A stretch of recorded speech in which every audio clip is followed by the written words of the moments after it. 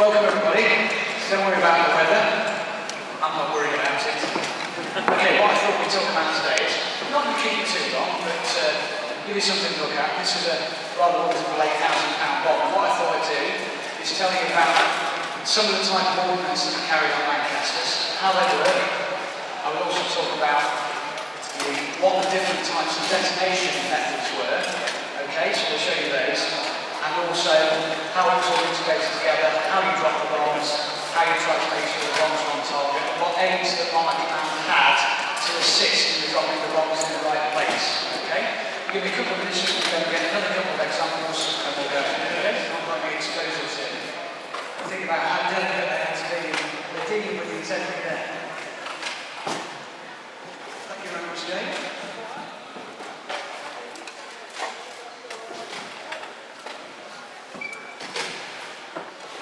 I think that's exciting, but you'll know why. Okay, so welcome everybody. I hope you're having a good day, albeit for the weather. Of course, we've got another taxi flights coming in 15, 20 we have a wonderful flight last by the through ship from Lincolnshire. But of course, here at Kirkby we have 2 squadrons. We have 57 squadron and 630 squadron. Both flying Lancaster bombers, because they're only the Lancasters here during the Second World War. So what was I mentioned before, what I want to show you today is about basically bombing ordnance. Okay? Now, there's one typical example of bomb here, which is an 8,000 pounder. Okay? You can see it's quite large. And there are many different sizes of bomb. There's a 250 pounder, a 500 pounder, 1,000 pounder. And the beauty of the Lancaster is it totally compromised the crew. The crew were the last thing thought about on the Lancaster bomb. Okay? I'm going to give you a startling statistic. And this statistic is that, does anybody know how many crew we have on the Lancaster as a typical crew? Yeah? 7. Yeah, 7, that's right. Typical crew of 7. And out of those 7 crew, for every Lancaster shot down, less than 2 crew members survived. That was the most startling statistic. Less than 2 crew members out of a crew of 7 survived every Lancaster shot down. And that's because the bombs came first. Bombs came first, then it was where to put the equipment, and OES from the crew to manage and fly it. Okay? That was the reason behind it. And because the bombs came first, we've got a 33-foot long bomb bay, just a vast space to put all the different choices of bombs you can have. So you have 8 1,000 pounders, you have 1 8,000 pounder, you can have 1 12,000 pounder. There was of course the famous 12,000 pounder, the tall boy, that was the tall boy bomb that was invented by Armoury, the one that destroyed the Turkics, okay, the tall boy. And then right at the very end of the war, first dropped in 1945, January 1945 to be precise, was the Grand Slam, which was a 22,000 pound bomb. Now bear in mind that you don't normally carry 18,000 pounds. How did they get the 22,000 pounder on board? Well, first of all, the bomb bay was totally removed. No bomb bay doors, okay? Change of the fuselage shape underneath, an enormous chain, and they removed the nose turret and the mid-upper turret. By taking the turrets off, bear in mind, January 45, less Luftwaffe, less of a threat, they took those off and they could carry 22,000 pounds. And the other astonishing thing about the tall boy and the Grand Slam, okay, so the 12,000 pound tall boy and the Grand Slam, they cost more to produce than the Lancaster that dropped it. So the bomb was worth more than the Lancaster. Quite astonishing, and again, both bombs fell faster than the speed of sound. So it broke the sound barrier as it fell. And the Grand Slam worked in the way that we dropped it adjacent to the target, not on the target, as you would with the tall boy. We dropped it adjacent to the target, and it would dig itself into the ground, bury itself basically by 12 to 18 feet, explode underground, causing a massive vibration, and it would shake the target apart. So the Belfort viaduct, which was the most famous target of the Grand Slam, was shaken apart by the explosion and the earthquake that was taking place underground because of the explosion. That's why it's called the earthquake bomb, the Grand Slam. And another interesting fact, you all know the bouncing bomb, don't you? Of course, the upkeep mine that destroyed the dams. Well, the Grand Slam was designed before it. Okay? That was on the drawing board right at the beginning of the war. The problem was there wasn't an aircraft capable of carrying it. So it was only later in the war that they were able to carry that bomb. Alright? So let's turn back to normal bombs now. So this one's a big one. Can you see the bolts there. The bolts along that side. So this front section's got an oval face. Yes, it's a shaped face. Then we've got a straight section at the back. And then we've got the tail on for air and balance right at the very back. If you wanted to, you could bolt another one of these centre sections on the back here and make it £12,000. That was known as a blockbuster. Now these were known as HC bombs, high capacity bombs. Basically, when they hit the ground, they make a massive explosion. But only 75% of the weight of that bomb, that £8,000, is explosive. 25% is the shell itself, is the steel casing. Because the idea is that this explodes. Ladies and gentlemen, sorry, just to interrupt, we have a missing boy at the moment, Levi White. Levi White, if anybody sees a little boy wandering around looking like he's looking for his mum and dad, it's Levi White. You can take him to the office, to reception, and they'll sort it out for you. Okay? Levi White, that is a missing boy. Alright? Thank you. Okay, hopefully it's not a little boy. So you can bolt that and make that £12,000 blockbuster. Now, so in fairness, to get this on the Lancaster, we had to slightly change the shape of bomb doors. And only 30% of Lancasters could actually carry this bomb. But when it went off with a big bang, high capacity. So what I now want to show you is the different types of pistols that go to detonators. The bomb contains an explosive, alright? It contains an explosive. In this case, it's at the top. They had Amtex, it's different types of explosive.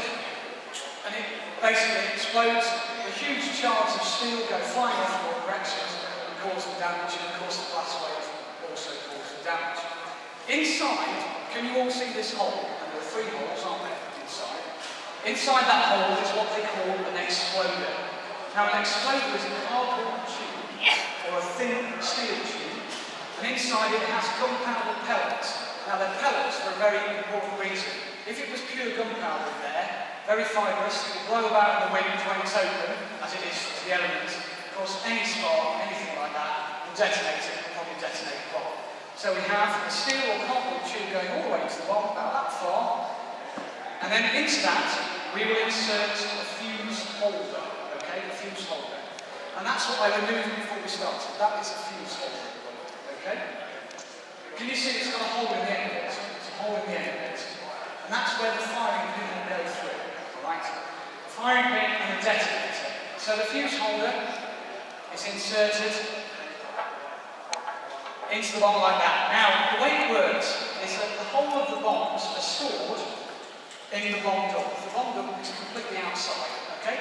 Never matters if you've got hot, never matters if you've got cold, you used to leave them just outside in all weathers, no problem. Until it's assembled, it's relatively safe. You could roll it around, you could drop it on the floor, it's still safe. Until what I'm about to do takes place, it's safe, okay? So, the fuse holder is inserted. This is done in the fusing hut. Now, very soon we'll be reclaiming the fusing hut that is coming from RAF Swindon that's very kindly been given to us. We're going to fetch it, we're going to assemble it here, and we'll be able to do this actually in the fusing hut, which will be pretty cool. Excuse me 1 second while I screw this in.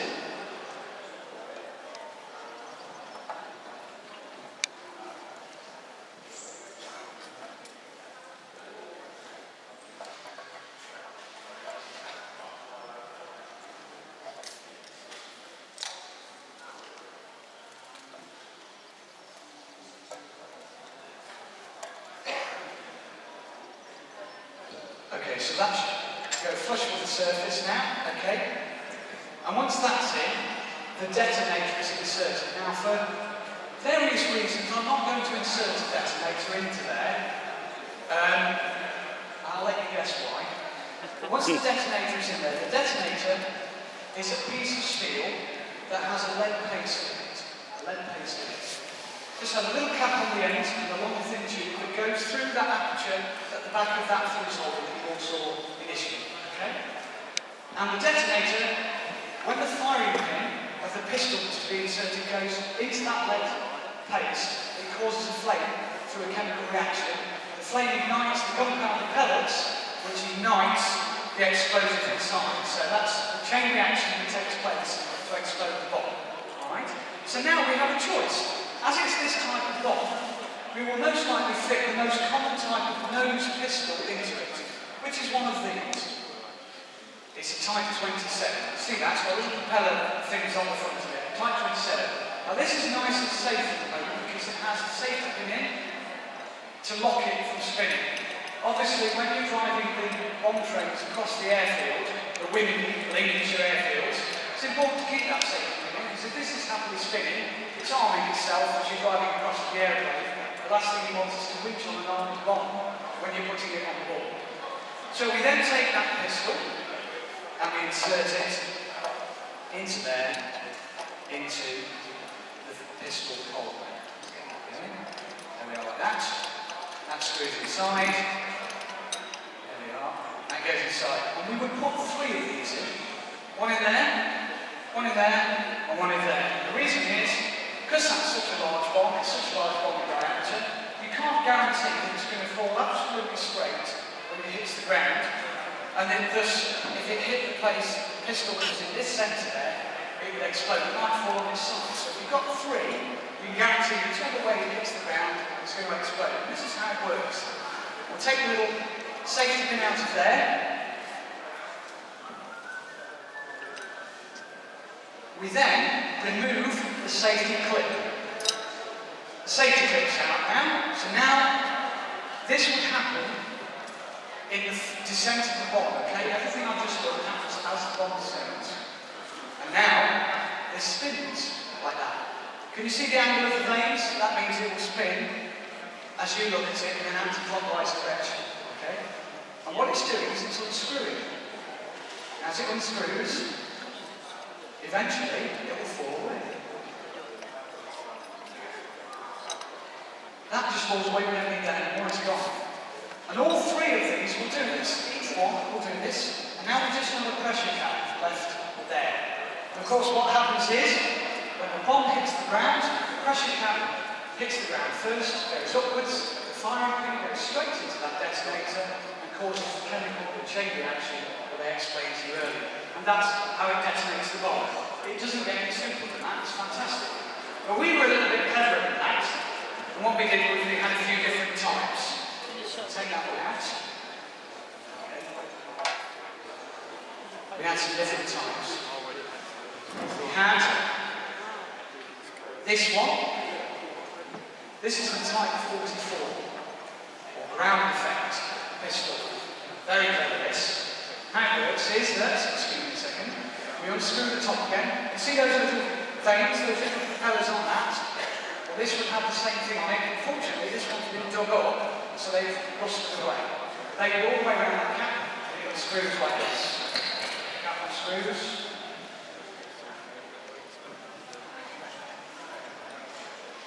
And again, this is happening as it's falling. This is descending. This is also a nose pistol, so it also goes on the front of the bomb or the back of the bomb. And eventually, when it reaches a certain point, like that, it falls away. Now what it leaves is a little plate inside. Can you see there are 7 holes in that plate? 7 holes, the plate that I'm just holding there with my finger. Now that means air can get through. And as this falls like that, the air pressure is building between that pistol and the ground. The air pressure can't go sideways, so it just gets squashed. Of course, as it gets squashed, it increases the air pressure. And when this bomb reaches about that height from the ground, there's so much air pressure in between the floor and that pistol that it forces a brass diaphragm upwards. The firing pin is attached to that brass diaphragm. The firing pin goes into the detonator, which causes the flame to appear, the exploder to ignite, and consequently detonates the bomb. And that is called a ground effect bomb because it detonates that far off the ground. Where does the blast go?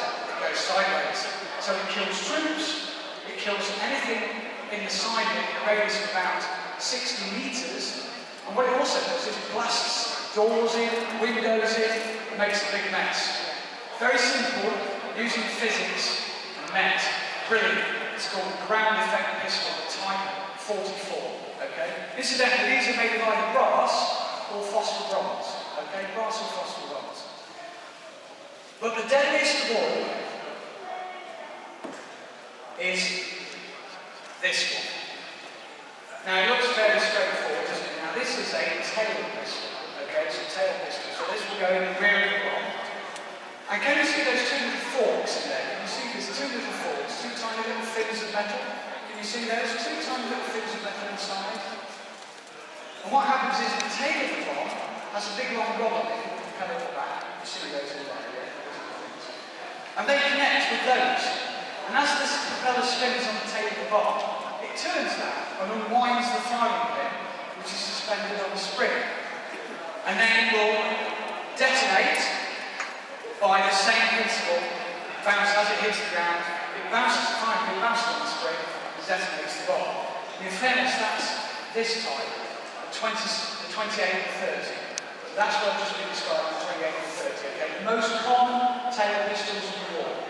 Firstly, they were made of fossil bronze and brass, but eventually, because fossil bronze and brass is quite expensive, they made them out of plastic, bakelite. I find that really quite scary. And these used to shatter and just be pretty useless. But it was an ideal stained metal, very, very valuable and expensive metal. But going back to this one, the Type 37.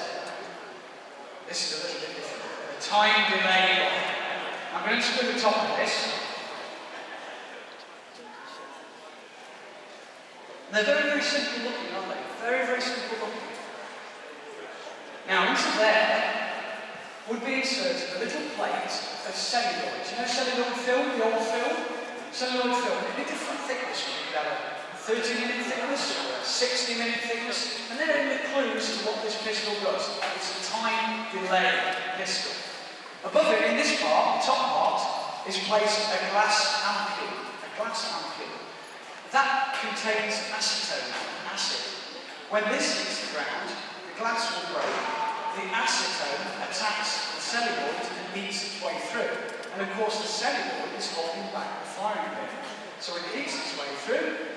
After, say, not 30 minutes, as they tell you it will be, it's probably 27 minutes, 4 seconds, or 28 minutes, 52 seconds. Not an exact science. It eats its way through. The firing pin hits the detonator, which detonates the exploder, which explodes the bomb. So the explosive principle is the same, it's just the way you detonate them differs. Okay? And that's the deadliest of all. And it gets even more deadly than that. Because on the back of this is an anti-tamper device. And it's ever so simple. It's a little cap. Just a little cap on the top. See the rubber washer on the cap? See the rubber washer on the cap? Well, that rubber washer binds on the detonator inside the pistol holder. So as you try and unscrew it from the front, you've got no idea this is happening. But this is unscrewing at the back. And inside there are 15 ball bearings gripping the firing pin really tight. Of course, as you unscrew it, the ball bearings eventually fall away, the firing pin is released, hits the detonator, and explodes the bomb. And this pistol was responsible for the biggest accident here in East Kirkby during the Second World War. A 4,000-pound bomb, what they called a cookie, fell off the Lancaster, hit the ground. They looked at the pistol in it, they knew it was time to lay, so the minimum time they had was 30 minutes. Okay guys, let's get on with it. So they cleared everybody out of the area, they closed the hangar doors, the hangar was containing bombs, reliably to close the hangar doors, and these three armours started to work on it.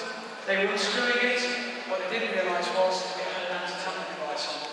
When the pistol came out, the bomb detonated, and it destroyed 6 Lancasters completely, 1 house, stoved in the hangar doors, but luckily they stood there firm and protected the bombs inside it, and damaged a further 11 Lancasters. Guess when this happened? April 1945, 3 weeks before the end of the Second World War. Those very brave armours saved an awful lot of lives. Now this one, I want to show you, is a bit different. This one, this is a Pathfinder bomb. You all know about the Pathfinders, yeah? Pathfinders drop flares, they drop flares, and they mark the targets, and the bomber force comes in and drops the bombs on the flare where the flares are marked, yeah? Okay? Can you see it's an awful lot thinner? Everybody has a look at that. If you want to have a look at this afterwards, please do. You can see it's an awful lot thinner. It's very, very thin metal. And that's because it's designed to explode and release what it contains. And that's why I find this bit so exciting. This is from a slightly bigger bomb. That's why I find that bit so exciting. That's a separator. There'll be 3 of those in there, or 2. And what happens is, as this explodes, it explodes in the air. It might explode at 12,000 feet, might explode at 18,000 feet, and it's detonated by one of these. A barometric pressure pistol. And that has an adjuster on the top, that's the adjuster. Basically, the tension on the diaphragm interacts with the air pressure, so you can set it to go at 12 or 4,000 feet or 18,000 feet. And of course, these explode and release all the flares, all the pathfinder marking flares. And the separator is to separate the blues from the greens from the reds, okay? Because they will hang there, they'll burn for 30 minutes in the air, 30 minutes in the air. Pathfinder ones. We have 3 methods of this, depending on how obscure the target was. So we have like we had Parramatta, we had Wanganui, and we had New Haven. Now, balmy names, aren't they? Confusing names. How do we get the names? It's very straightforward. The head of the Pathfinders was a guy called Donald Bennett, and he was from Parramatta, he was in Australia. His right-hand man was a New Zealander, he was from Wanganui, and the WAF, who sent all their orders out in the corner, was from New Haven. And that's how they got the name. It's code or why else? It doesn't matter, you just pick your names out of the hat, really. East Code here, we have Silk Sheen, that was the airfield's code name, Silk Sheen, and the 2 squadrons were Acquire and Gormley. It's all code, it's all code. So that's the Pathfinder one. And last but not least, I want to tell you how do we drop these. Well, we used, of course, bombing's responsibility. This is a sighting head. That is a sighting head for a Mark 14 bomb sight. This was used right up to the end of the war from about 1941, and a marvellous bomb sight it was. It replaced the Mark 9, which was shocking. The Mark 9 bomb sight, every time your aircraft moved in the wind, every time you changed altitude or position, you had to recalibrate your bomb sight. And if you're literally only 30 seconds from the target, if the aeroplane moves, again, you're going to be off course, you're going to drop the bombs in the wrong place. This thing works with a little computer in the cabinet over there. Fact. Looks like obscure, but it's in the cabinet over there. And how it works is that before you leave, in the computer that's attached to this, you put in your maximum velocity of the bomb, so you know how fast the bomb that's 8,000 pounds will fall. Okay? We all fall at roughly 140 miles an hour if we jump out and get into parachute. Okay? So terminal velocity of the bomb you put in the computer, and you then put in the height above sea level of your target. So if your target's 4,000 feet above sea level, that goes in. And then all you have to do is, as you're approaching the target, the navigator will give you the airspeed you're travelling at, and he'll give you the wind speed that's hitting the aeroplane, so it might be headwind or a tailwind, okay? You put those in, once you've done that, you leave it alone. The computer automatically adjusts this sighting head so the crosshair that's projected, that you're aiming, that's tracking across the ground, keeps moving instead of you having to do it yourself. Absolutely brilliant. And it was so good that by doing that, instead of you having to be in a straight line at a fixed height, at a fixed speed, absolutely straight level, for over 2.5 minutes, 2.5 minutes would set by 2.5 hours, instead of you having to do that, literally 10 seconds. You could be straight level in 10 seconds. It got even better than that. You could even bomb at an angle. You could bomb at a 10-degree climbing angle or a 10-degree descending angle. Don't go any more than that because your bombs will fall away and hit the back of the bomb bay. That's not a good thing. Alright? But that's astonishing. And that saved many lives, this. The Mark 14 bomb sight. Alright? And last but not least, I just want to show you this. This is in Avro, Lancaster. And this shows you how many bombs you can carry as a maximum. 16 drop sectors. You can see the 16 switches on that. And what you, of course, will do is you've got to maintain the centre of gravity of your aeroplane. So you've got to have, say, one go from the front, one go from the back, one from the middle. So you never want your aeroplane to go tail heavy or nose heavy. It goes tail heavy. The other dramatic thing that happens, let's say you've got your 9 tons of bombs on board. Okay? Well, what do you think happens to the aeroplane if you drop 9 tons within about 5 seconds? It goes very, very light. It goes woohoo, like that. Straight up. So the pilot grips the controls and he holds it straight below. Okay. Well, that's what I wanted to talk to you about today. Just a brief conversation about armament. One of the ground crew responsibilities, in combination with the air crew, which are air bomber, the bomb aimer, alright, to show how they work together, to show some of the technologies that we had, albeit in the 1940s, but very, very straightforward. And I think it follows the principle which is simple is best. Well, I hope you have a fantastic day today. As I say, we have the next taxi run at 4 o'clock. Before then, of course, the mighty Spit like a hurricane coming over at 3:20. So go and enjoy that. Go get yourself a nice cup of tea. But most of all, I'm glad you all come, and thank you very much for listening.